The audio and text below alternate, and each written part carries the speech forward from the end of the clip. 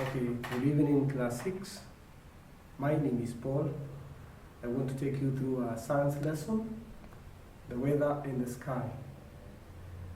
Many scientists have tried to explore beyond the Earth, that is in the space, and that's what I want to look at. Here is our planet Earth, where we live in. We live on the surface of the Earth. This is the atmosphere, these are our gases. Then beyond here is the space. In that space, that's what I want to look at. In the space, you can get the following. We have the planets, we have the moon, we have the satellites. And most of the satellites are artificial. We have the meteors, we have the meteorites, and the study of all these bodies, the 3 bodies, the 4 bodies that I've mentioned here. The study of all that is known as astronomy. The science of the study of this is known as astronomy. Therefore, I'm introducing you into an astronomical class studying about the above heavenly bodies. To start with, you have observed the sky at night, and at times you see some stars twinkling, where the others produce steady light. Those that twinkle are known as stars. They are known as stars. And there is a reason as to why they twinkle. In my definition here, the first thing that makes stars twinkle is their temperature. The temperature. They produce their own heat.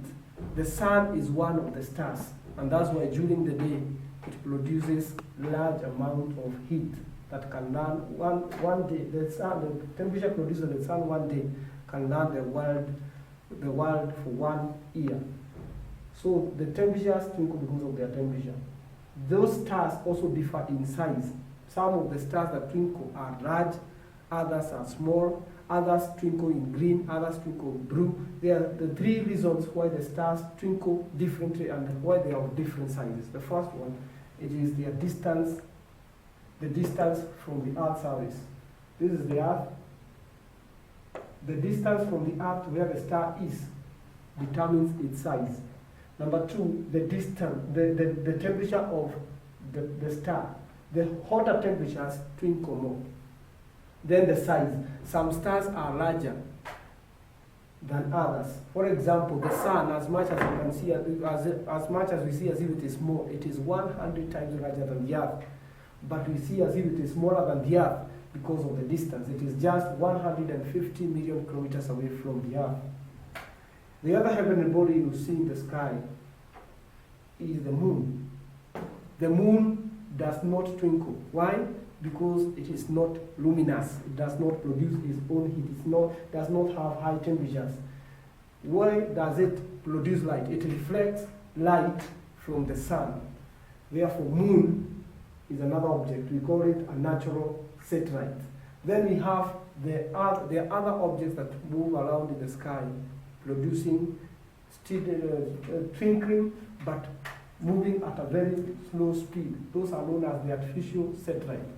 They were fixed up in the space by the scientists.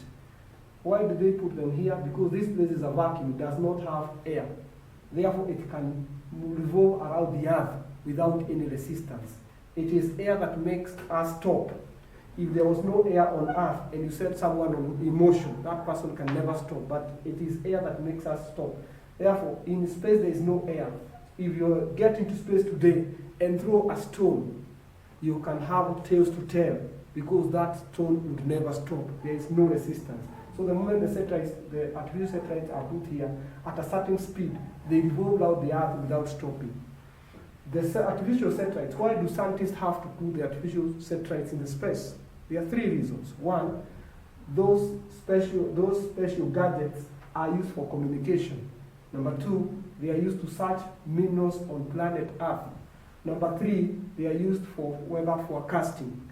The moment a satellite gets closer to a place where storm is forming, it sends signal back to the Earth, and the scientists are able to predict that this area is a storm is forming. In communication, the moment you make a phone call, the first thing, your phone rings as your phone connects to the nearest artificial satellite.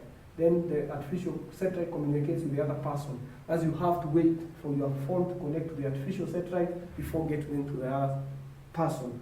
Those are the artificial satellites. They move slowly in the sky. You can observe at night, you see them moving at a very slow speed, and they produce either twinkling light or steady blue light.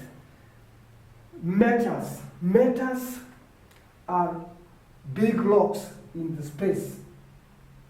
They are rocks revolving in space. And at times, they miss the target. They are supposed to move in a circular, in an optical way, a shape that is similar to an egg. That way, that's their path. At times, they move at a very high speed. There are times they miss the target and get to the Earth. And before causing great damage to the Earth, they come into contact with the air or the atmosphere. And what happens?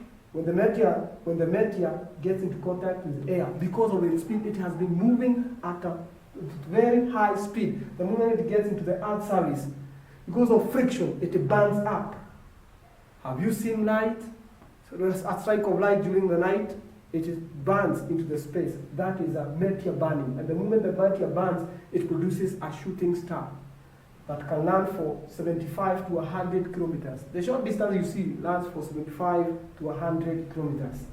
Then, at times, some big meteors burn and they don't burn completely. They are particles that reach the Earth. And if these particles reach the Earth, they can cause damage depending on the size. Those particles that reach the Earth are the ones we call the meteorite. So the remaining part of a meteor that reaches the Earth are known as the meteorites. Some can create big holes. If you look at the moon at night, it seems to have some images. Some people have tried to tell several myths about the moon that they can see Jesus and other things during December, but those are deep holes formed by the meteors. Because at times when meteors miss the target, they also hit the moon. They have created very big holes in the moon surface. Therefore, the moon surface is very large. In my next lesson, I will be covering the solar system, now that the Earth is a planet, there are other planets that I'll be covering. There are 8 of them so far. In 206, we used to learn to teach 9 of them, but in 206, we discovered that the last planet is not a planet, but a dwarf. A dwarf is a small star, or a star that does not produce light like the others. So Pluto is no longer a planet. We'll be looking at the 8 planets that have been studied, but the astronomers are still searching for more information in space to tell us more about the stars. But therefore, we model the planet from the largest to the smallest, and in order from the sun up to the last. Thank you for listening. Have a wonderful evening.